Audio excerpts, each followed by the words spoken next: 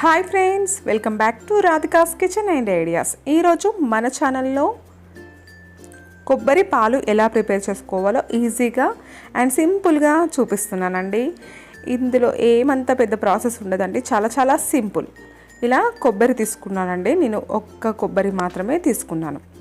ఇలా కొబ్బరికాయను ఒకటి తీసుకొని దీనినంతా ఇలా తీసుకోవాలన్నమాట.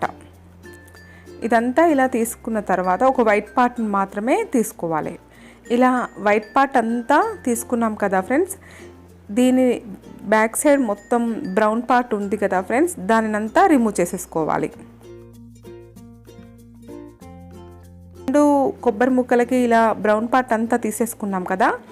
తీసేసిన తర్వాత దీనిని చిన్న చిన్న ముక్కలుగా కట్ చేసుకోవాలి. మనకు ఎక్కడైనా బ్రౌన్ పార్ట్ ఉంటే మొత్తం నీట్గా క్లీన్ చేసుకోవాలన్నమాట. ఒకసారి వాటర్తో క్లీన్ చేసుకొని ఇలా చిన్న చిన్న ముక్కలుగా కట్ చేసుకోవాలి. నేను వీడియోలో చూపిస్తున్నాను కదా ఫ్రెండ్స్, ఈ విధంగా చిన్న చిన్నగా కట్ చేసుకోండి. ఇలా ఒక కోకోనట్ మొత్తంని ఇలా కట్ చేసుకున్న తర్వాత దీనిని ఒక మిక్సీ జార్లోకి తీసుకోవాలి.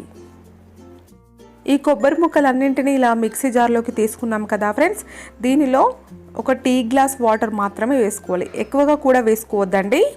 ఇలా ఒక టీ గ్లాస్ వాటర్ వేసుకున్న తర్వాత దీనిని చాలా అంటే చాలా మెత్తగా మిక్సీ పట్టుకోవాలన్నమాట.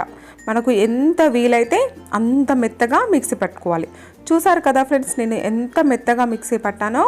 ఇలా మిక్సీ పడితే మనకు పర్ఫెక్ట్గా కొబ్బరి పాలు అనేవి రెడీ అయిపోతాయి. ఆ తర్వాత ఒక చిన్ని బౌల్ పెట్టుకొని అందులో ఒక స్ట్రెయినర్, తర్వాత క్లాత్ని కూడా పెట్టుకొని ఈ విధంగా మనం మిక్సీ పట్టుకున్న మిశ్రమాన్ని అంతా ఇందులో వేసుకోవాలి.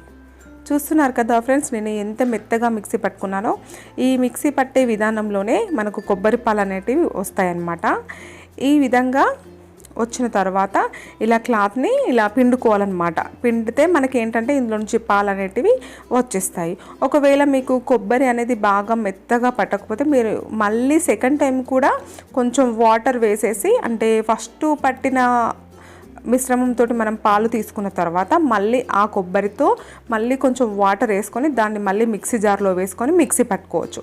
అలా మిక్సీ పట్టుకొని మళ్ళీ ఈ విధంగా కూడా చేసుకోవచ్చు. చూసారు కదా ఫ్రెండ్స్, ఎంత ఈజీగా మనకు కొబ్బరి పాలు అనేటివి ఇంట్లోనే రెడీ అయిపోయాయో.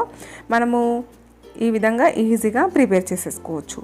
ఇది స్వీట్లోకైనా డైరెక్ట్గాకైనా తాగొచ్చు. ఏంటంటే ఇందులో చాలా చాలా ఎనర్జీ ఫుడ్ అండి ఇది. మనకు కొబ్బరిలో చాలా పీచు పదార్థం ఉంటుంది, చాలా హెల్దీ ఫుడ్.